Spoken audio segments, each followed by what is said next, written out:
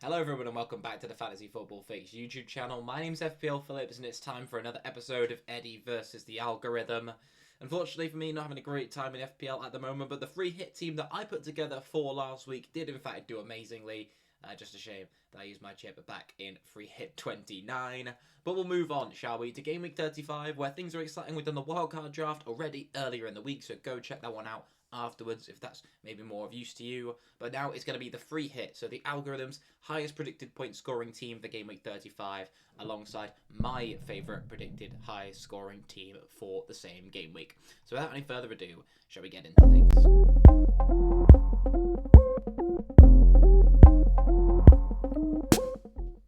Also, why I said, shall we get in things? A bit of a rhetorical question, that one. I'm sure you guys probably just want to know the team. So in that vein, let's get into things and have a look. In goal for the algorithm this week, it is going to be Vicario. Of course, we've got two double game week teams this week, albeit two pretty big stinking sides at the moment for their names, Spurs and Chelsea. Vicario making it in that light. Arsenal and Chelsea, so two pretty difficult fixtures, you'd have to say. Arsenal one especially, but you never know what can happen in that North London derby. So Vicario is just going to get those 4 appearance points for you, basically, and then it's can he build anything on top of that? So I think he's a good option for this week, and to be honest, when clean sheets are pretty hard to come by, it does make quite a bit of sense to go with a Spurs goalkeeper or a double game week goalkeeper when there aren't any great, brilliant fixtures really on offer for a clean sheet from the top teams like Arsenal, who are, of course, taking on Spurs.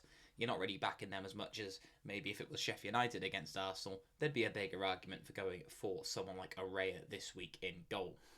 In defence, we're going to see a back three of Fabian Schär, Diogo Dalot, and then Pedro Porro. So I really like the look of this back line, to be honest.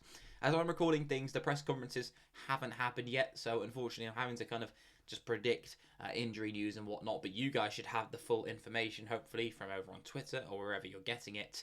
And Pedro Porro is kind of one of such players where, as long as he's given the all good and the nod, then he should be in pretty much every team for this week that's on a wild card. And people who are still hanging about trying to make transfers this week, he'll probably look like a pretty good defensive transfer option too. Spurs aren't going to keep a lot of clean sheets, of course, but with the attacking threat that we've seen him put in over the course of the season, maybe not as much as of late, but I think he's a good option. And if you haven't got enough money, then you could also go for someone like a Ben Davies, who now should get a good amount of game time with Dougie being out for the remainder of the season. There is a small chance, I think, that Emerson Royale comes in, maybe can play that left-back role. So Pedro Porro is still the standout Spurs defensive option, in my view anyway. Fabian Schär and Dalot also good options. Dalot versus Maguire is definitely going to be a tricky call, I think, for some people. Lisandro Martinez and Varane just can't seem to stay fit at the moment, so I think Maguire's place is relatively safe until the end of the season, until those players come back, probably get injured for one game, and then Maguire straight back into the team. Dalot actually has worse attacking data than Maguire does. Maguire has been really good in the air, to be honest, as of late, and he's been a threat from set pieces, and that is kind of outweighing Dalot's assist threat, is what Maguire is getting in and around the box. So I think Maguire is a very good shout, especially if you're looking to bring in some of the free hitters, De Bruyne, Haaland, if he's fit. Then Maguire can definitely be an option to save you some money as well. So him versus Dalot is going to be a tricky pick. The algo thinks Dalot is the better call for the game against Burnley at home. And then Fabian Schär, Sheffield United at home, lovely fixture for Newcastle. Not sure whether they'll be able to keep a clean sheet, but with Trippier out, he is the standout Newcastle option, which we discussed on Wednesday, and I don't really need to say any more than that. In midfield, we're going to see Mohamed Salah alongside Bruno Fernandes, Gallagher, Palmer, and Son. So the loyalty to Gallagher still remains with the algorithm. He was a 1-week punt in the wildcard draft in midweek, bit of a spoiler for that, so it's no surprise that he once again makes it into a free hit team for this weekend. So him and Palmer are in the double-up of the Chelsea attack, Aston Villa and Tottenham. Two, again, not easy fixtures on paper by any stretch of the imagination, but there could definitely be some goals in those games. I think Palmer being back will be the crucial element of that Chelsea side, and he obviously makes a big amount of difference to them when he is in the team as they become. I think it seems quite dependent on him over the course of this year's campaign. So we'll wait to see with him for the press conferences, but if he's all back and good, then I'm more confident about Chelsea attacking assets, shall we say. Heung-min Son takes the captain's armband for Spurs' games against Arsenal and Chelsea, so that's the Spurs triple up complete. I think he probably is just about the standout captaincy option for this week, but we'll take a look at some other captain options in just a moment and compare them to the South Korean. Bruno Fernandes, I think, is a very good option at this point in the season and would be one of the first names in on a wildcard draft for myself. I think he's kind of hitting one of those patches of form where we love to see Bruno, as United fans anyway, and he's in a great spell and is creating a lot and is getting good chances. And when United are creating a lot, then Bruno Fernandes is going to be involved. He's on the penalties as well, which I've had a few of lately. And so Fernandes, Garnacho, I think are both good options, but if you can afford it, definitely go for Fernandes is my 2 cents on that. And then Mo Salah still makes it in. Liverpool have been in some diabolical form. West Ham haven't been great themselves either, mind. And so maybe this will be one of those weeks where Salah will surprise people, repay some of the faith that owners have had, and probably screw over all the people who've taken him out on wildcard 35 would be my prediction. But yeah, the algorithm's gone with him anyway, and it always seems to pick Salah when he's got a slightly favourable fixture just due to past form. But not really too keen on Liverpool assets myself at the mo. And then finally up front, we've got Alexander Isak and Nicholas Jackson. So the two very standout picks, I think, right now, alongside maybe Rasmus Højlund. And if you're on a wild card and having two of these alongside Haaland, is probably the way to go. Alexander Isak is just a no-brainer with some nice fixtures for Newcastle, a double coming up in 37, and this week Sheffield United at home, a very nice fixture. And then Nicholas Jackson, double game week. That completes the 6 double game week players, which of course you're probably going to have in a highest predicted point scoring team.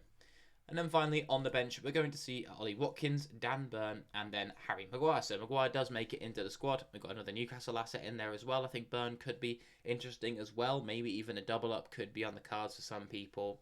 Watkins against Chelsea, interesting one to make it in.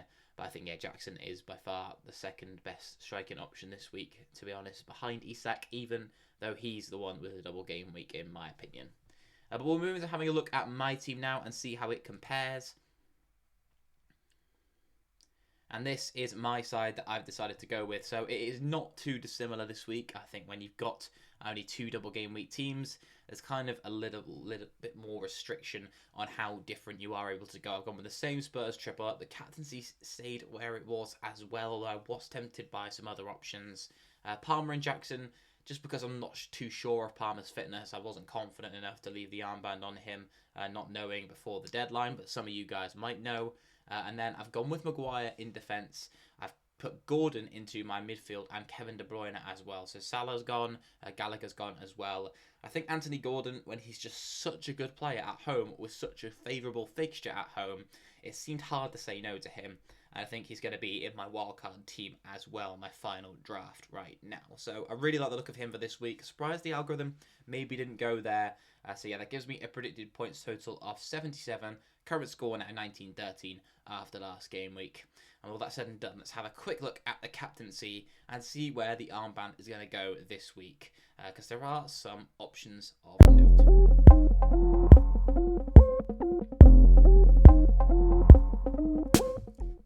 So Heung-min Son is obviously in here, 8.1 predicted points for him, alongside Cole Palmer and then Alexander Isak. And I'm kind of going on the assumption here that Palmer is going to be fit and ready and available because right now he's currently flagged and everything like that. So the press conferences are going to be the key deciding factor in this, in my view, because I think all the stats from the last 6 game weeks point towards going for Cole.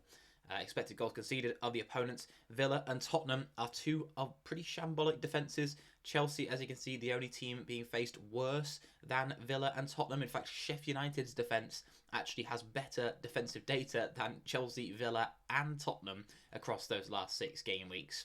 And we've also got Chelsea on a higher XG as a team. Obviously, fixtures can play a part in this. 2.55 though, Newcastle on 2.28 and Spurs on 1.74. So not looking like the quite same attacking force that they were early in the season. I think when Maddison was in better form, especially played a big factor in that. They've had quite a few injuries. They've not been looking quite the same as they did earlier on under Ange. And that is what's kind of swaying me to hopefully hear some positive injury news today surrounding Cole Palmer and then be able to switch the armband over to him, at least in my own team. Because look at the expected FPL per 90 of these assets as well. Palmer on 13.88, match GBO the last 6 game weeks. And then we've got Isak on 8.13 and Son on 5.12. I don't know if that is per 90 or per game actually, but either way, what a ridiculous statistic from Cole Palmer. There'll probably be some penalties and all that included in that. I can't quite recall how far back penalties were taken and whatnot, but it's still ridiculous. Chelsea are still a more attacking force, more likely to get more penalties anyway, and so Palmer on only 7.7 predicted points is probably kind of due to the injury and the flag that has been on him for a lot of this week. So let me know, you guys, who you are going to captain this week. Would you even captain a single game week player like Alexander Isak? He's only on 7.2, so not far behind Palmer by any stretch of the imagination, and has looked in really, really good form from an eye test perspective. There aren't many players in FPL better than Alexander Isak at the moment, in my opinion anyway. Let me know down below in the comments which team you think is going to win this week, myself or the algorithms. And let me know who you guys are captaining as well. I am interested to hear if you've got maybe an even differential shout that's not in these three. Are you going outside of it and maybe looking at someone else from a different team? I'm interested to know down below in the comments. So thank you very much for tuning in once again. Leave a thumbs up on the video if you did enjoy it. Make sure to subscribe if you're new around here and you haven't already. But with that, I wish you the best of luck for game week 35. I hope your wildcards go well for those on them. I hope it doesn't go too badly if you're not on one. And with that, I'll see you soon. May your arrows be green. And goodbye.